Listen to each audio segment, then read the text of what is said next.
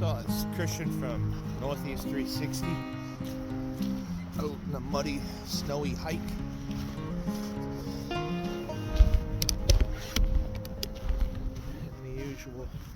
On the usual trail on a Sunday. Just needed to get out, you know?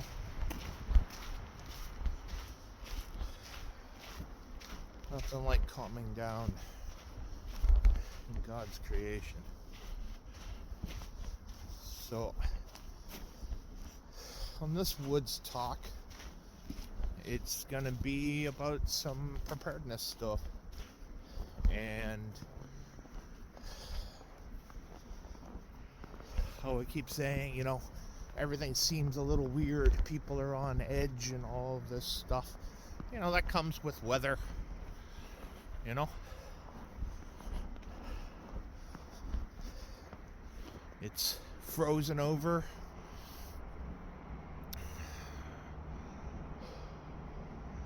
$30 degrees, 28 degrees. It keeps bouncing back and forth. But it's cold. I am with my pack on. Nice hat. I got my actual winter coat on for law enforcement with the zip-up fleece. I got my Keen boots on. So, last couple of videos I've done, whether it's about my bag or about getting ready for the impending apocalypse or fight or any of those things, you know, that's why I'm here with 50 pounds on my back, and I'm out here in the slippery, wet, cold ass weather, embracing what we find in nature, like these perfect, hopefully you can see them, rabbit tracks.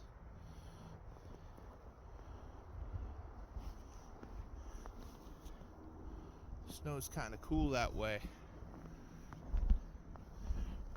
So we know where I am, there's small game. Now, I know for a fact there's small game, there's big game. There's coyotes. All kinds of stuff here. But, you know, this weekend has been pretty bloody all over the world. One very close to home. Brown University, shots fired on their campus. There's not a whole lot of detail other than, yeah, 8 people were shot. I believe 2 deceased. And up until this afternoon, they had no suspect in custody. Now they have a person of interest. Now, is this a school shooting? A terrorist? Who knows? Probably gang violence, most likely. And it came into that area of that college. Now, we turn to another whole different part of the world, and you have Australia. And Australia had a bloody, bloody day. Over 100 rounds shot, 10 people killed, 2 police officers potentially mortally injured. They may be in the 10 deaths. One of the terrorists, and this is, I've seen the videos, it's legit terrorism. And it also points to a few things. And one of the things that I constantly have talks with people, especially like if I was doing a detail and some kind of violence would happen, you know, people would ask, you know, what do you think about this? Now, most of the time, AR-15s are never involved, or any semi-automatic outside of a pistol or vice versa in a lot of these attacks. Well, in Australia, they don't allow any of those guns. This attack was with a bolt-action rifle and a shotgun. Looks to be an extended tube shotgun. So instead of 5 rounds, he's got an extra 2 or 3. Kind of looked like it was a semi-automatic shotgun, but really it could just be a pump as well. A Mossberg or any of the clones from Turkey. And that guy got his ass handed to him real quick by an unarmed civilian that took that shotgun away from him. And now they're saying that this great man who, potentially saved lives, didn't shoot the terrorist because he didn't want to cause any more bloodshed. Now, with the views and the videos I've seen where the other terrorist had a bolt action, looks to be a 308 of some sort, or maybe even a little bit louder, because it was quite loud, the actual shots. It could have been 30-06 or something like 8mm Mauser, which are popular cartridges, 8mm, 7mm over in Europe and so forth. Had a very large crack sound. Now this man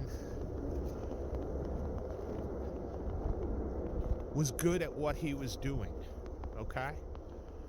He was loading single rounds into chamber and shooting at the very guy that took out the fellow with the shotgun,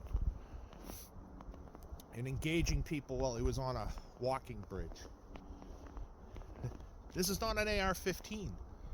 This is a single shot bolt action rifle, and he managed to take down quite a lot of people. Elevated position, not too high, but elevated position. Sectors of fire. This is a person that practiced and trained. This isn't just some jihadi handed a gun. Yeah, it works this way. Go kill people. You look at the shotgunner. He had a bag of shells, almost like a dump pouch, sitting on his side. Some people call them field bags. Yeah, if you're going out bird shooting and stuff, you buy a field bag. One pocket internally holds your rounds. The other pocket is for putting your birds in, usually grouse or duck. These guys knew what they were doing. And I'll tell you, that civilian, Ozzy, you got some balls, man. Because you faced down a dude with a 12 gauge and won. But when you pointed it at that terrorist, you didn't know how to use it. And that is why you didn't shoot. You couldn't figure out how to manipulate the firearm. Why? Because you guys got your firearms taken away so long ago. It's not popular. So this sets another example. What happens when this happens here? I know what I would do. I've been in positions where I've drawn my gun. So many others don't know what to do. And that's where that scary feeling comes from, you know? We're all feeling inside. When's the next one? Is it going to happen to my family, my kids? My kids are trained, and I'll tell you right now, my kids are both trained. They both carry medical, even at school. One's trained more than the other. The younger one, we're doing our best, you know? He'll learn. He'll get there. We come out in the woods and we train out in the woods just to make sure we can do the easy things like walk on a path with some weight on your back in shitty weather, so that when those hard things happen, whether it's summer or winter, the situation and that pain and that feeling, you work through it. The military does. You look at all these warfighters and special forces guys, and I know a lot of them, quite a few people, and I've trained with quite a few people, and I am so thankful for that.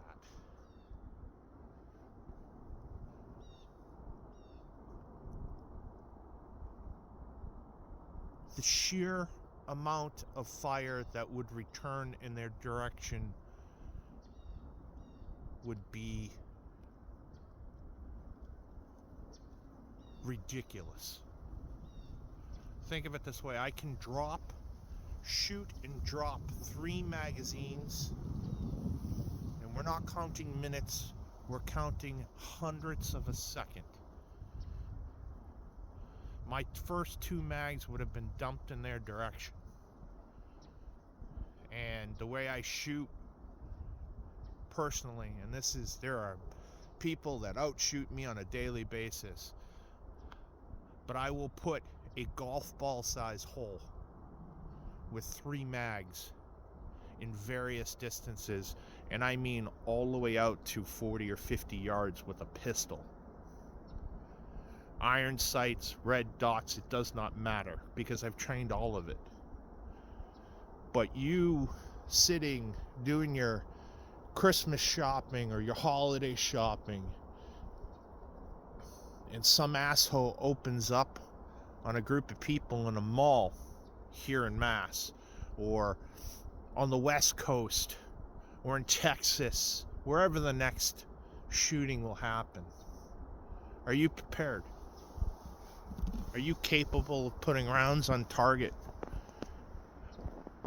Or are you someone that has been given that opportunity, and you got your license, and you carry where you can carry, but because they got that circle sign with a crude firearm behind it with an X, are you that guy that's going to sit there, or girl, or whatever you want to call yourself? Are you going to be that one that sat there and said, everyone's dying, I wish I had my gun, I wish I had my pistol, I wish I was able to fight?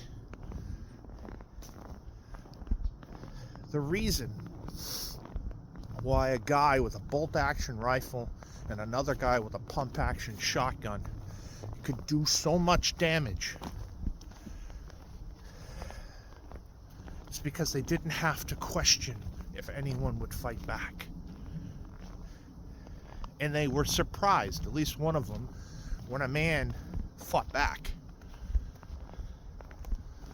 That's why he wasn't prepared to lose his firearm.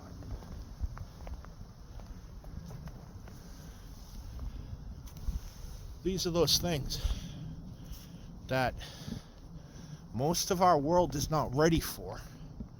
And here in Massachusetts, in this beautiful environment,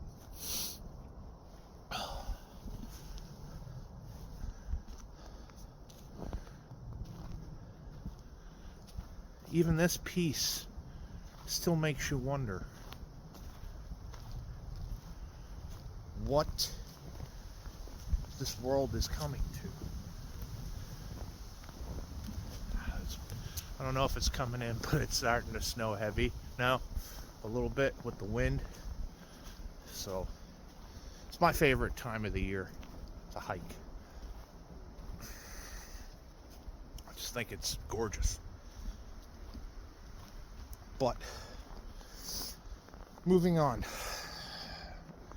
I can't stress to the followers that I have, and I don't have hardly any, but I have family that follow me too, and I hope they're listening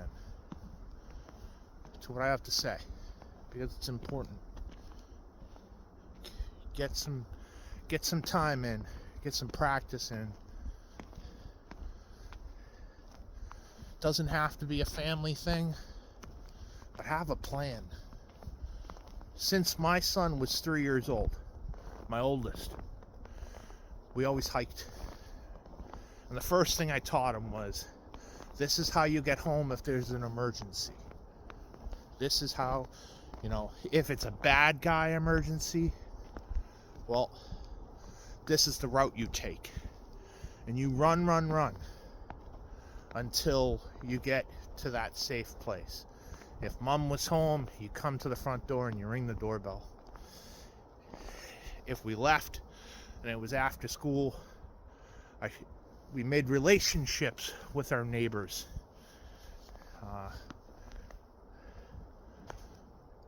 And I'd be like, go to Uncle Pete's house. Get out. Get there safely. Look both ways when you're crossing the street. Since he was 3. Why?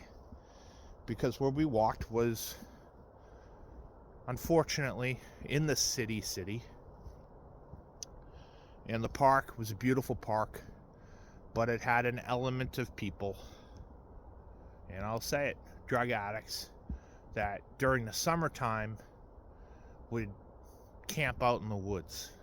And no matter what the city does, they could never stop it. And it's still to today. I actually was in that city a few weeks ago and actually stopped up at the park and kind of walked it out a little bit. And it's all still there. There's still people living in the woods. And I'm not the kind of guy that will stop doing something in fear, but also I'm a very prepared minded person. I've put away drug dealers and then get told, hey, they're out, by the officers that took them in. Be careful. I had a young family at the time, so I got trained. And I've never stopped training. Now, I save up money, and I take $1,200 classes up at Sig Sauer, or back when Fox Den was there, with companies like Sheepdog Response, or Sig itself. Shoot from vehicles. Long distance shooting. I took a carbine class this year where we shot in all different positions.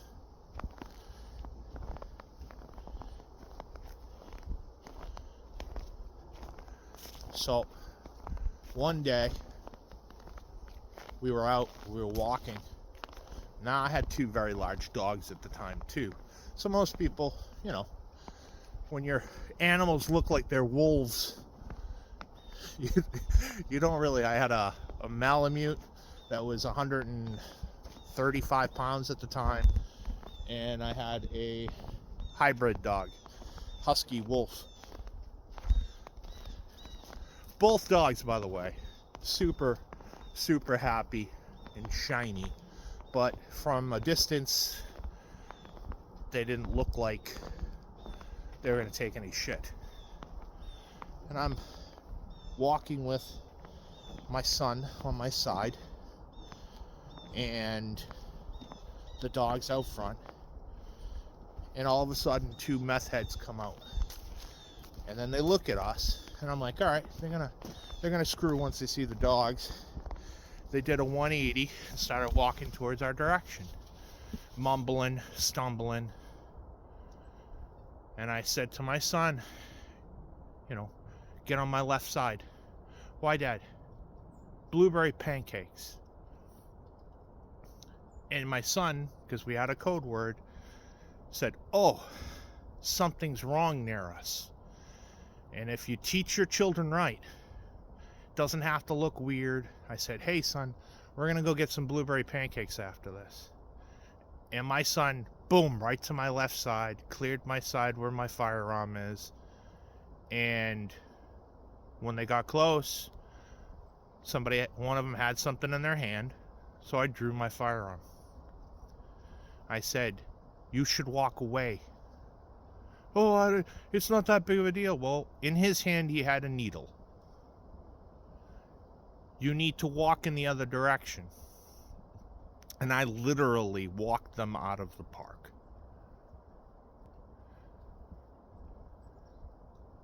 Because I got nowhere else to go. I'm not going back uphill with my kid with them behind me. So I'm going to push forward.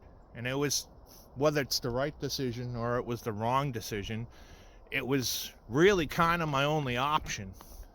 Protect my kid, right? Well, you have that situation now, and it's not drug addicts. It's people going crazy because, what was it? Harvard Medical. 2 students blew up a lab in Harvard Medical. Why? Most likely because they were going to fail the fucking class. And they thought if they destroyed, the lab, no one would be the wiser. It blew up a part of a building. People are just crazy now. You got Sarah Adams telling there's going to be strikes. There's going to be, attacks. But you just saw one. And Germany just had a big attack. When they have their Christmas stuff. Why? Because the population that they just allowed in their country has hatred for that year, that festival. Hold on there, people. Pause. Sorry about that. So, I don't like to video people unless I know them. And people like their privacy, and so do I. So, just like where we're at, America's in a big crossroads. We as people can't stand for this anymore. Whether it's who we elect that allows this stupidity to happen.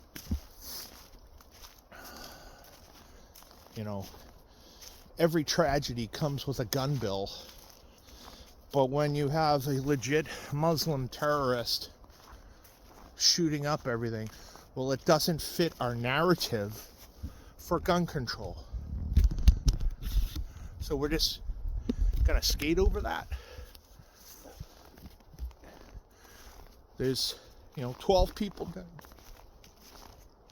20 people dead, 100 people dead. Well, if we disarm the potential good people, yeah, you don't need an AR. You can walk around with a bolt-action hunting rifle and a shotgun and take out as many people as you want. Look at China. When China was having issues with its Muslim population, they would walk in with axes and hatchets and kill 20, 30 people at a train station.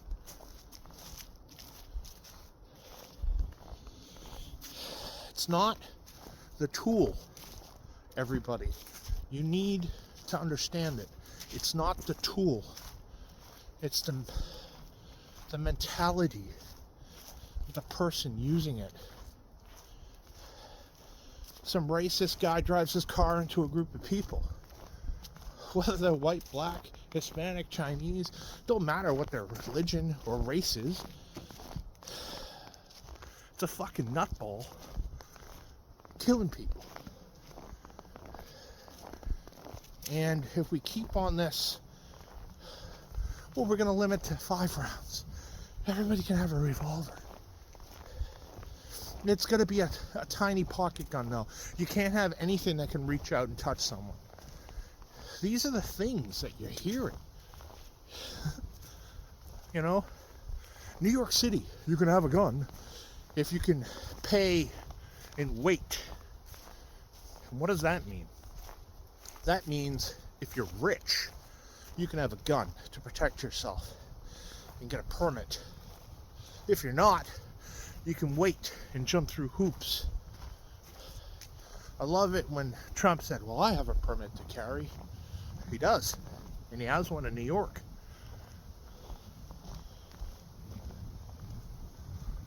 Because he's rich. You look at some of the biggest gun control supporters that are walking around with guys in suits carrying bags with machine guns in them because they fear for their life. But you and I can, right? That's where it's going to be. It's an elitist thing. And our country, like I said back there, is at a crossroads. And most people are not prepared for what will happen from it. I was listening to Bear Independent today, and J.A. Dudley did a collab video, and they're talking about everything. Kind of what I'm doing now. But, you know, with a little bit more insider information, I would say that, you know. But they're right. And what I heard was very telling. We all talk about, like, what if we go to war with China? What if we go to war with Venezuela?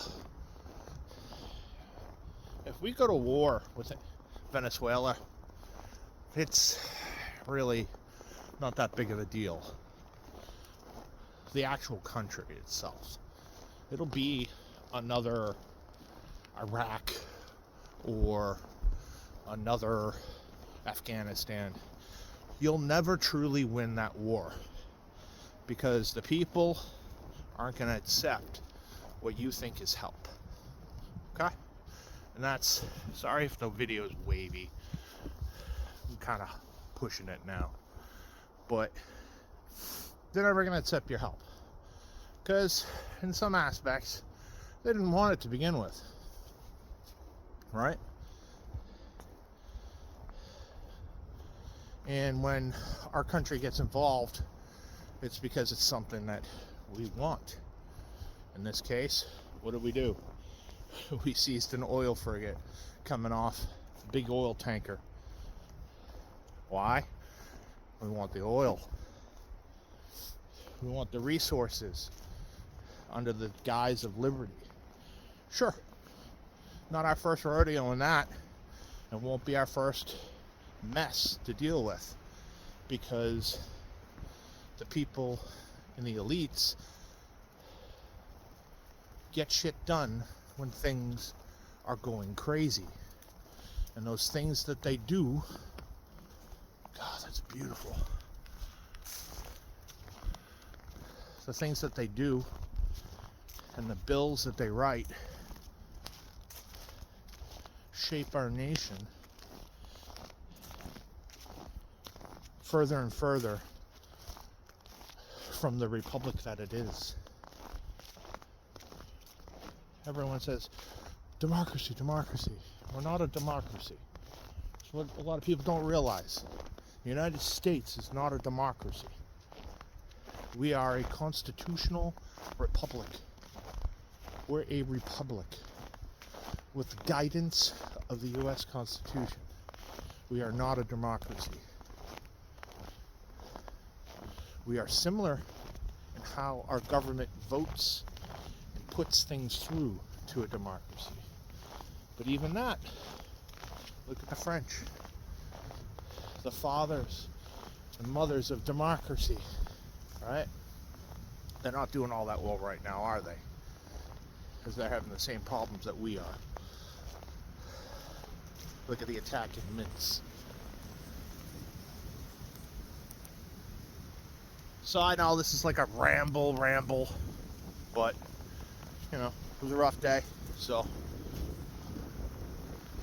might as well take the rough and make it really rough. And I will tell you, the temperature has changed with the wind. Now it feels like 20 degrees. I'm gonna have to put on gloves. Shit. But like always,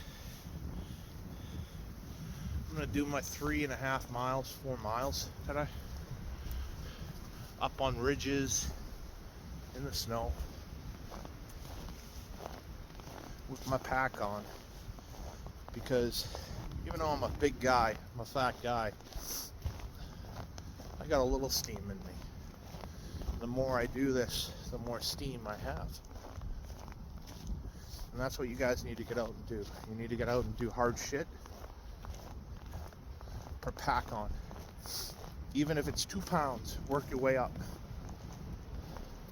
Hike. Know your environment. Start checking out some situational awareness videos. Learn that. Know what to look for.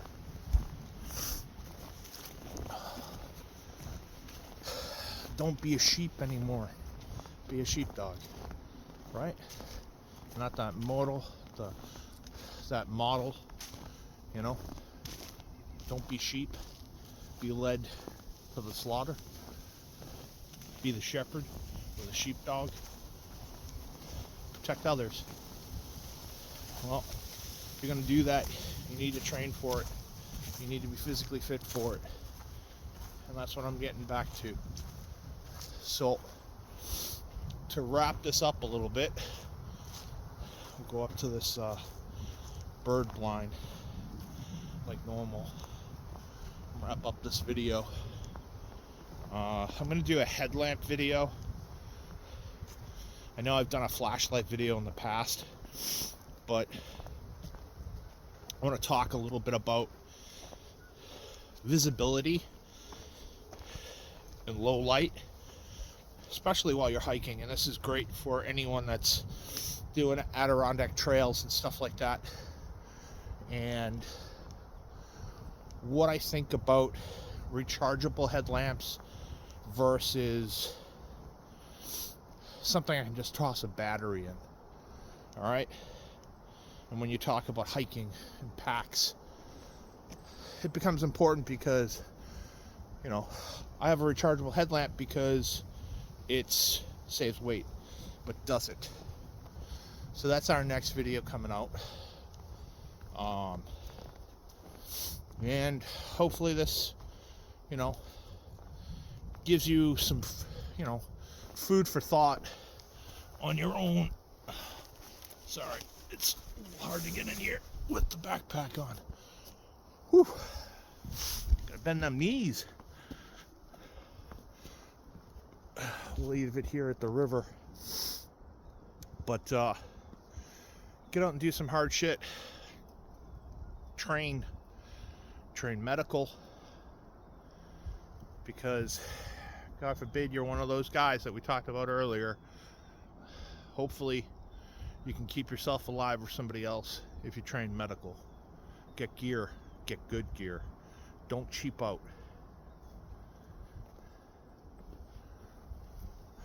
Get to the range, shoot, take a class, learn to move, shoot, communicate. Because I guarantee if you had 2 guys, even with pistols, against those 2 terrorists in Australia, you wouldn't have had 10 deaths. One guy with a gun can make a difference. And I know, and there's 9,000 people that say bullshit, but it's not. You can use that, I think it was Ohio, where a barely trained dude pulled his Sig Sauer 365 and dumped 9 rounds into a would-be shooter from 50 yards across a what do they call those, food court, as a guy was coming out with 2 long guns, and he ended him. Be that guy. Don't be the guy that while his girlfriend's getting stabbed in London, he curls up in a ball crying, and other strangers had to beat a dude down with a motorcycle helmet. That's where we live now, guys. That's where we live now. So this is Christian from Northeast 360. Like, comment, thumbs up, thumbs down. You know, this video is not for everybody. I know it.